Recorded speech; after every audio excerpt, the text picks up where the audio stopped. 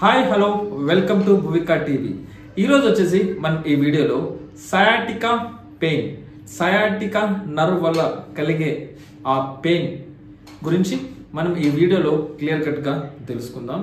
ఈ sciatica pain అనేది మనకు బటక్స్ రీజన్ అంటే మన వెనుక భాగం నుంచి కింద బొటన వేలు వరకు మనకి పెయిన్ అనేది రావడం జరుగుతుంది. సో ఈ నొప్పి వచ్చినప్పుడు కొంతమందికి కండరాలు పట్టుకుంటాయి, కొంతమందికి తిమ్మురులుగా ఉంటుంది, కొంతమందికి పాదంలో మంటగా కూడా ఉండడం జరుగుతుంది అనమాట. జనరల్గా ఇది డెస్క్ జాబ్ చేసే వాళ్ళకి, అలాగే హెవీ లిఫ్టింగ్స్ అంటే బరువైన వస్తువులు లిఫ్ట్ చేస్తుంటారు చూడండి వాళ్ళు, అలాగే బైక్ కార్ని ఎక్కువగా తోలుతుంటారు, సో లాంగ్ డ్రైవ్స్ వెళ్తుంటారు వాళ్ళు, ఎక్కువ గేమ్స్ ఆడే వాళ్ళలో మనం ఈ సయాటికా నర్వ్ అనేది కంప్రెషన్ అవ్వడం జరుగుతుంది. అలాగే కొంతమందికి వచ్చేసి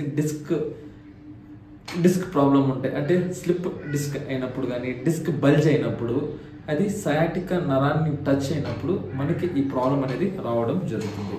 సో ఇలా స్లిప్ డిస్క్ అయినప్పుడు మరి డిస్క్ బల్జ్ ఫామ్ అయినప్పుడు అది నర్వ్ మీద ఒత్తిడిని కలిగించినప్పుడు మనకు వెనక వైపు అంటే మన హిప్ నుంచి కింద బొటనవేలు వరకు మనకు ఆ నర్వ్ అనేది పాస్ అవుతుంటుంది. మన శరీరంలో అతి పెద్ద నర్వ్ ఏదంటే సయాటికా నర్వ్ అన్నమాట. సో అది కంప్రెస్ అయినప్పుడే మనకు జోమ్ పట్టడం, కండరాలు పట్టుకోవడం ఇలాంటివి జరుగుతుంటాయి. సో ఇలాంటి సమస్యతో బాధపడుతున్న వాళ్ళు ఇంట్లోనే ఉండి చేసుకోవాల్సిన ఎక్సర్సైజ్లు ఏంటో అనేది మనం ఈ వీడియోలో క్లియర్ కట్గా తెలుసుకుందాం. సో వీడియోని ఎండ్ వరకు చూడండి, ఎక్కడ స్కిప్ చేయకండి. ముందుగా ఈ ఎక్సర్సైజెస్ అనేది స్టార్టింగ్ స్టేజ్లో పట్టేసినప్పుడు లైట్గా పెయిన్ ఉండి లైట్గా తిమ్ముర్లు అలాంటివి ఉన్న వాళ్ళు ఇవి చేసుకోవచ్చు.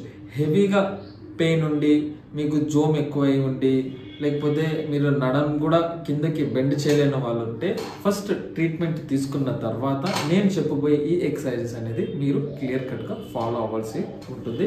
సో ఈ ఎక్సర్సైజ్ స్టార్ట్ చేసే ముందు మీరు వేడి నీళ్ళతో కాపడం ఇవ్వాల్సి ఉంటుందన్నమాట. సో ఇప్పుడు నేను ఈ వీడియోలో చెప్పినట్టుగా మీరు కానీ చేసుకుంటే మీకు 100% రిలీఫ్ అనేది రావడం జరుగుతుంది. మీరు ఆ సమస్యతో మీరు తొందరగా కోలుకుంటారు. ఓకే, సో ఫస్ట్ ఎక్సర్సైజ్ ఇప్పుడు మనం చూద్దాం. ఫస్ట్ ఎక్సర్సైజ్ వచ్చేసి హ్యామ్స్ట్రింగ్ క్వాడ్రిసెప్ మజిల్ స్ట్రెచ్ అనమాట.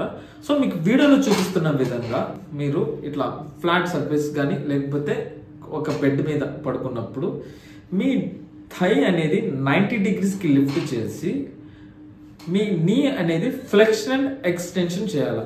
అలా మీరు 15 to 20 రిపిటేషన్స్ చేయాల్సి ఉంటుంది. సో అలా చేయడం వల్ల మీ హ్యామ్స్ట్రింగ్ అలాగే మీ క్వాడ్రిసెప్ మజిల్లో స్ట్రెంగ్త్ అనేది రావడం జరుగుతుంది. అలాగే సయాటికా నర్వ్ కూడా స్ట్రెచ్ అవ్వడం జరుగుతుంది అనమాట. సో ఈ ఎక్సర్సైజ్ అనేది మీరు 15 to 20 రిపిటేషన్స్ చేయాల్సి ఉంటుంది. సో ఎవరైనా కానీ మన వీడియోని ఫస్ట్ టైం చూస్తుంటే ప్లీజ్ సబ్స్క్రైబ్ చేసుకోండి. మీకు ఈ వీడియో కానీ నచ్చితే ప్లీజ్ షేర్ చేయండి. నెక్స్ట్ ఎక్సర్సైజ్ వచ్చేసి ఎస్ఎల్ఆర్ స్ట్రెచ్ అనమాట, అంటే స్ట్రైట్ లెగ్ స్ట్రెచ్. మీకు వీడియోలో చూపిస్తున్న విధంగా మీరు పడుకొని ఒక టవల్ సపోర్ట్తో మీరు మీ యాంకిల్కి మీరు టవల్ అనేది పట్టుకొని మీ బోత్ హ్యాండ్స్తో లెగ్ అనేది స్ట్రైట్ చేసినప్పుడు ఆ టవల్తో వచ్చేసి యాంకిల్ని వచ్చేసి మన వైపుకి అంటే మన హెడ్ వైపుకి మనం లాగాలన్నమాట. సో లాగినప్పుడు స్ట్రెచ్ అనేది ఫీల్ అవుతుంది. ఆ స్ట్రెచ్ అనేది మీరు 5 seconds అనేది హోల్డ్ చేయాల్సి ఉంటుంది. అది కూడా మీరు 15 to 20 రిపిటేషన్స్ చేయాల్సి ఉంటుంది. ఓకే, నెక్స్ట్ ఎక్సర్సైజ్ వచ్చేసి పైరిఫార్మ్ స్ట్రెచ్.